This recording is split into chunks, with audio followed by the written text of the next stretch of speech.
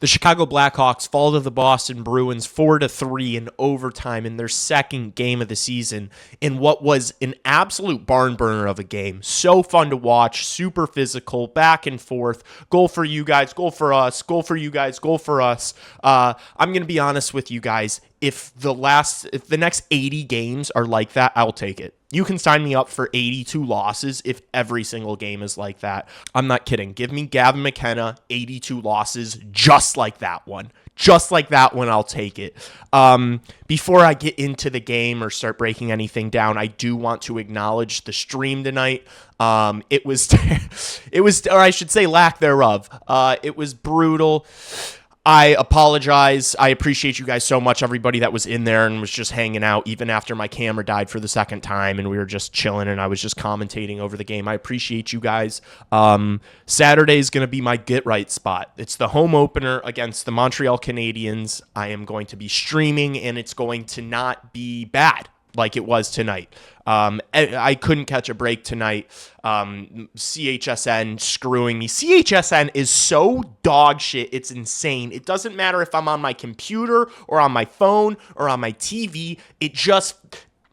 What do all three of those things have in common? None of them work with CHSN. CHSN fucking sucks. It pisses me off so much. It made me renew my membership for no reason today. And then I was 2 minutes behind everyone else. I'd click live. I would know I'm 2 minutes behind a play, and I'd fast forward or I'd click live, and it would rewind me. It would take me further back. It's so ass. I hate that app. I hate whoever the fuck set up CHSN. Whoever is in charge of big CHSN, fuck you. I miss Comcast Sportsnet. Fan's best friend. Seriously, Fan's best friend. You know what CHSN isn't? It's not Fan's best friend. It's Fan's murdered your parents. That's what CHSN feels like. It feels like CHSN murdered my parents. That's how I feel about CHSN. I need to relax before I scream about CHSN.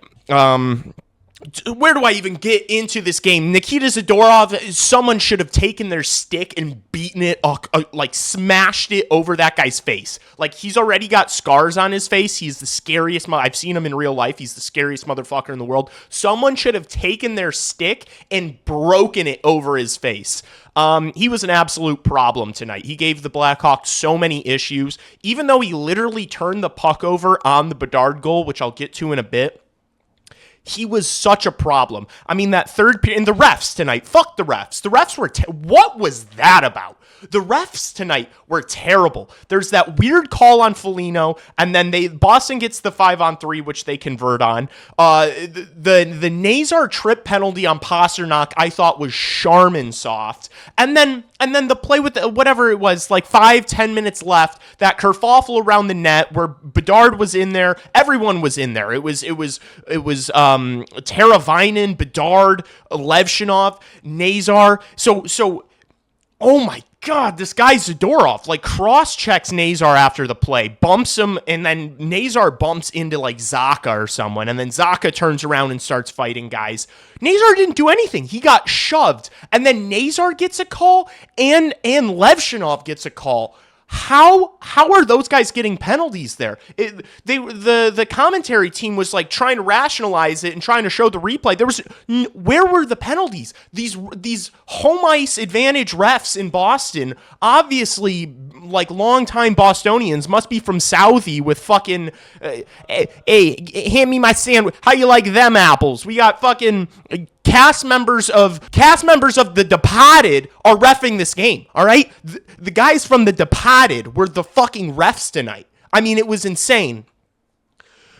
Relax. It shouldn't have mattered because the Blackhawks should have won in overtime. It was right there. Korpisalo stood on his head. I couldn't believe Frank Nazar wasn't able to score that from the slot. That was a great look and a fantastic feed by Renzel to set him up there. I feel like Nazar puts those home 10 times out of 10, 9 times out of 10, and the one time was tonight in Boston.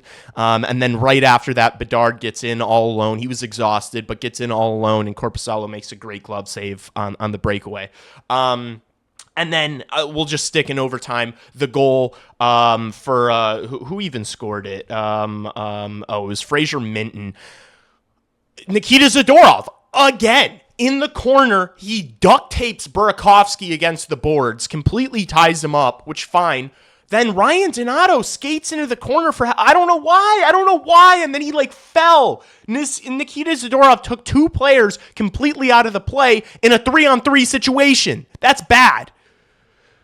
Oh, man, Nikita fucking Zadorov, CHSN, my Wi-Fi are my 3 least favorite things. And The Departed, shit movie, fuck Boston.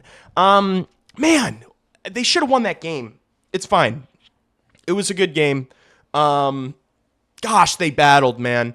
Even those scrums, I loved seeing, Bedard was in them every single time. Bedard drew a penalty against McAvoy and was fucking clapping in his face. Bedard scored an absolute snipe. Let me see you do that, Macklin Celebrini, you fucking bum.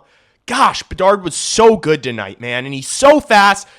There was a play, I don't know if it was in the second or third, where he in transition, showed the speed, was flying, pulled up, cut back, found Murphy on the tape with speed. Murphy is just ass. Just put it right into the pads. Bedard makes a great play, and who does he pass it to? Connor Murphy. And let's talk about it. Connor Murphy was shit tonight, okay? He was bad. The Blackhawks suited up 7 defensemen for some reason. They're allergic to playing Lucas Reichel. Lafferty gets scratched right before the game. It was a game time decision. I wasn't on Twitter enough to see what happened with that. Ben Pope didn't even know last time I checked. I don't know if he's injured or they just decided, no, you're not going. We're putting Lou Crevier in. So they scratch a forward and then put in an extra defenseman. So they have 7 defensemen, 11 forwards, and then Jason Dickinson gets injured. So now you've got 3 lines with an extra guy.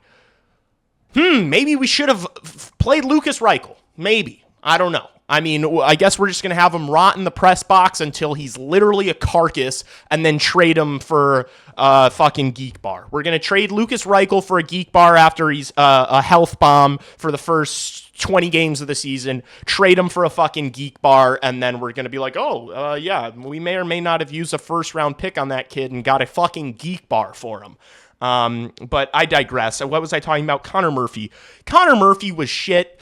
He was just on the ice for every single Bruins goal.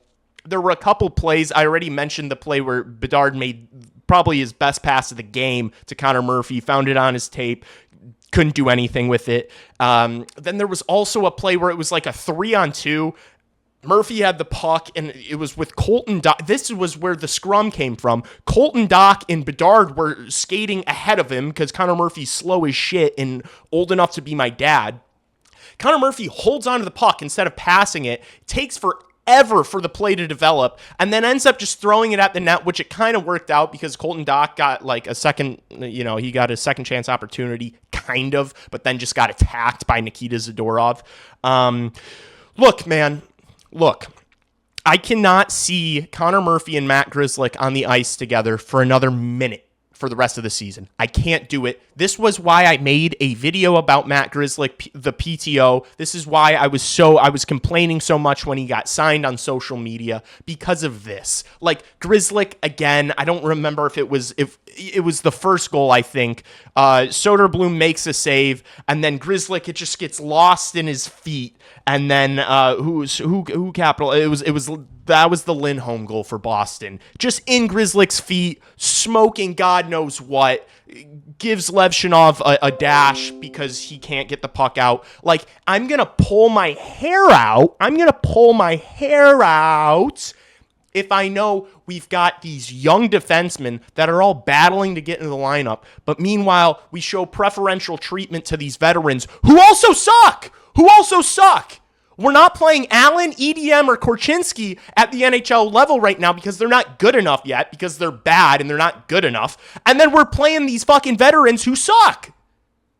They stink. They're not Matt Grzelcyk. Oh, he had 40 points last year. Yeah, why did no one pick him up?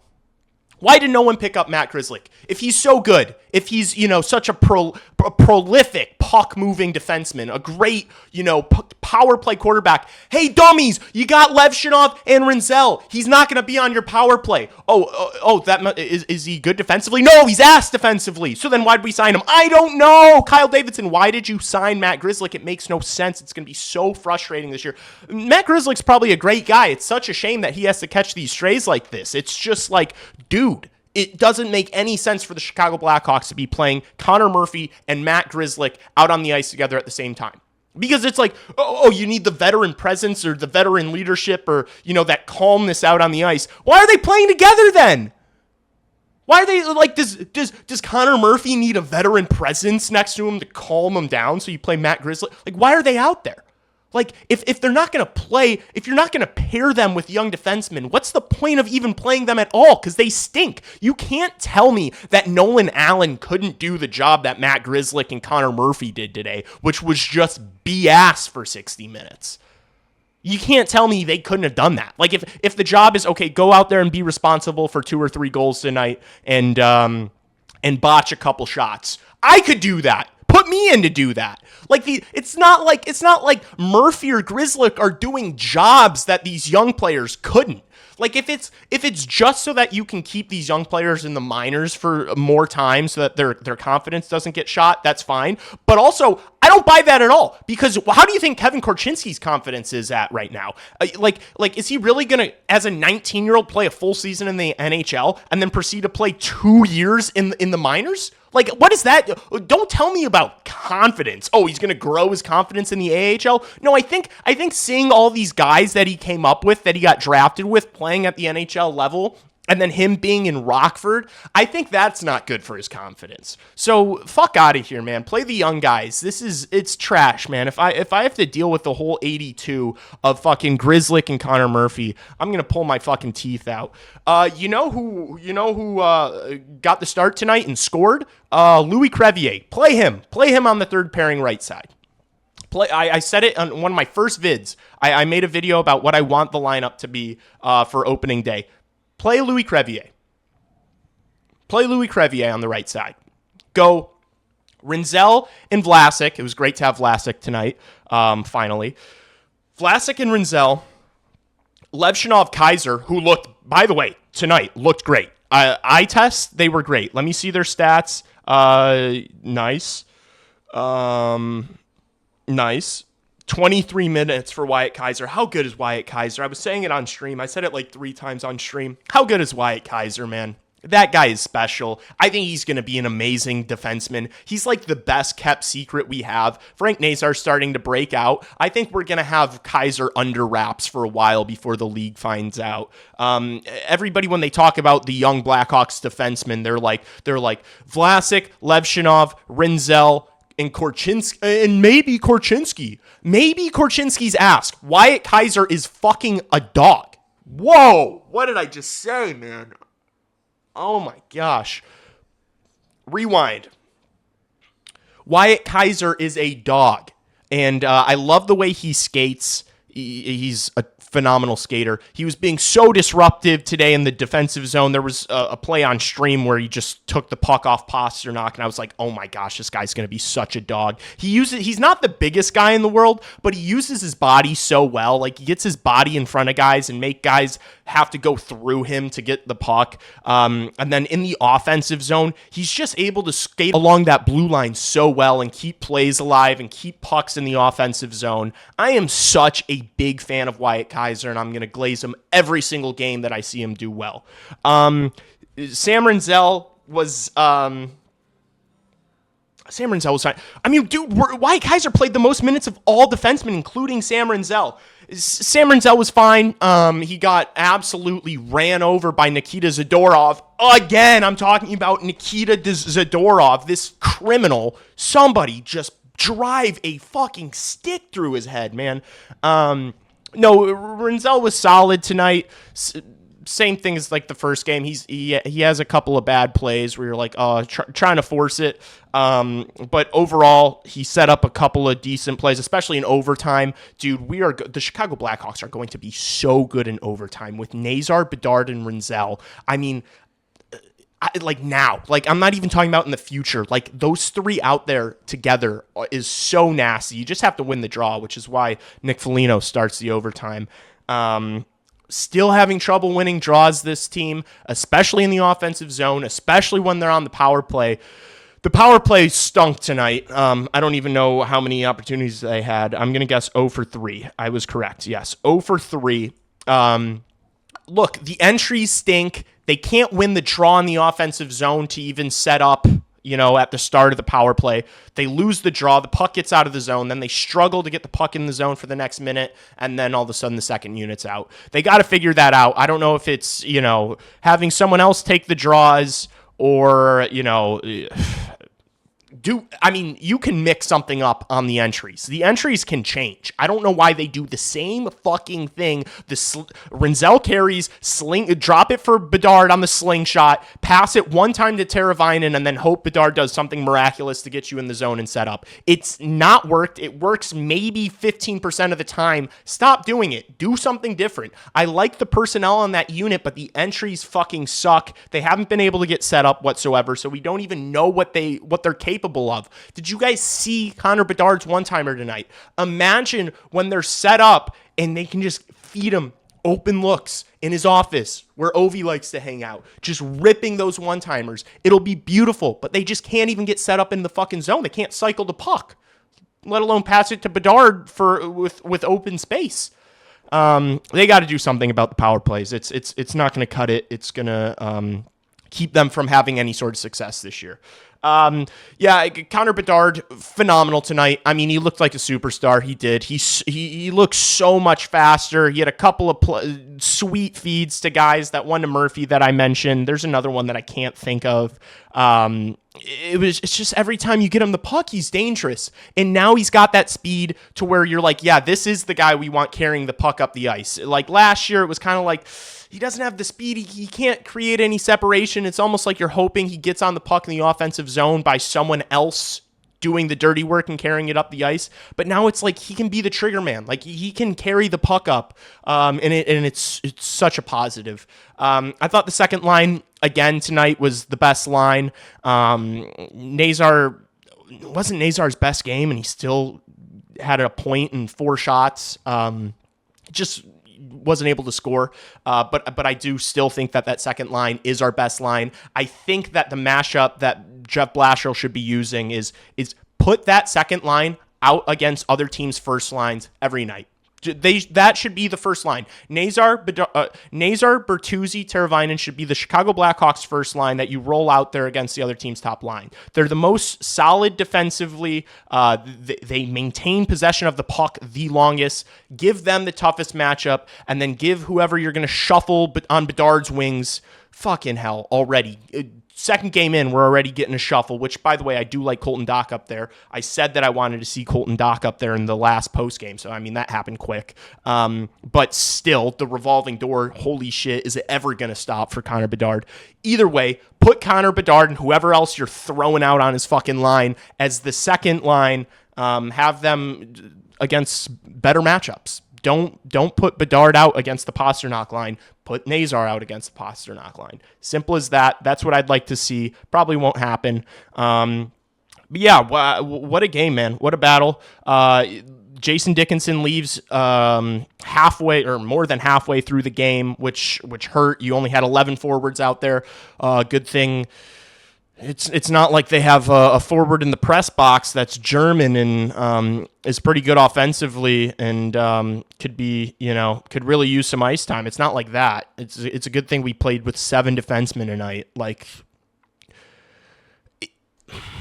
if Matt Grzelcyk and Connor Murphy weren't in the lineup tonight, my head would have exploded, and so would have Jeff Blashill. So really happy with that decision-making. Anyway, I need to stop complaining about that, but it's so fucking annoying. Just play Lucas Reichel, man. I don't even like Lucas Reichel, but, like, what are you scratching a guy for and playing 7 defensemen? It didn't work. He got an injury, and then you got absolutely screwed by it. But after Dickinson left, I thought Ryan Green really stepped up. How much time on? He played 12 minutes, which is more than he's played in the past 3 games or so, including preseason. I thought he stepped up. He looked really good on the penalty kill. That's just a solid, reliable fourth-line player. I think Ryan Green's going to have a long career in the NHL just because of the things that he can do, which is kill penalties, win face-offs, and get the puck out of his own zone. He's going to have a long career in the NHL, and it's a solid fourth-line guy to have. I think that's pretty much it. Andrei Burakovsky was phenomenal tonight. I was talking shit about him on the stream when he made that sweet feed to Bedard. Like, literally, as he was making that feed, I was like, I don't know why Donato moved off this line and not Burakovsky. Right after I said that, he shut me up really quick and then scored a sweet goal, which was a great assist from Artem Levshinov. Artem Levshinov was responsible for that entire play. He made the play in his own zone, got it back in the O zone, had the sweet drop pass to Burakovsky, wide open in the slot, all alone, and scored. So a really strong game from Artem Levshinov, in my opinion. A great bounce back game. He needed that, especially after how dreadful the first game of the season was for him. I'm so excited to see kind of what him and Kaiser can do together as the year goes on. And fuck, the year goes on. I mean, we could have these two playing together for 12 years, man. We are so spoiled. We are on the precipice of greatness. Okay, this team is going to be so... I can see it. I can smell it, man. I can smell it. The way 91 and 98 look right now, just like, you got Renzel, you got Vlasic, you got Kaiser, you got Levshinov, you got Spencer Knight. You got 3 goaltenders. Maybe deal Soda at the deadline for a fucking... I don't know if you guys are familiar with the goalie market right now, but it is absolute dog shit. Maybe a deal Soda and get a bag for him. Because, I mean, you've got Knight, you've got Soda, and Soda was phenomenal tonight. Arvid Soderblom, okay, he had an 879, which... I mean, he let in 4 goals tonight. He got peppered, man. And he made 3 grade A across his crease, diving acrobatic saves to keep this team in the game tonight. Blackhawks have a real strength in net. They really do have a really good tandem, and they're both so young. Maybe a deal one for an absolute bag and see what you can get for return, given how shit the goalie market is. I don't know. All right, I wanted to give you guys an uppity. I needed to bring it on this post game just because of how bad and unfortunate that live stream was. I appreciate you guys so much for showing love and hanging out in the live streams and commenting on these videos. If you've made it this far, please hit the like on this video, and if you haven't yet, please subscribe. It helps me out. I appreciate you guys so much. I will see you in the next one, and I will see you Saturday for the home opener on this channel, live streaming the game against the Montreal Canadiens. It's going to be sick. Don't miss it. I will try to not fuck everything up on my end. I will see you guys in the next one. Peace.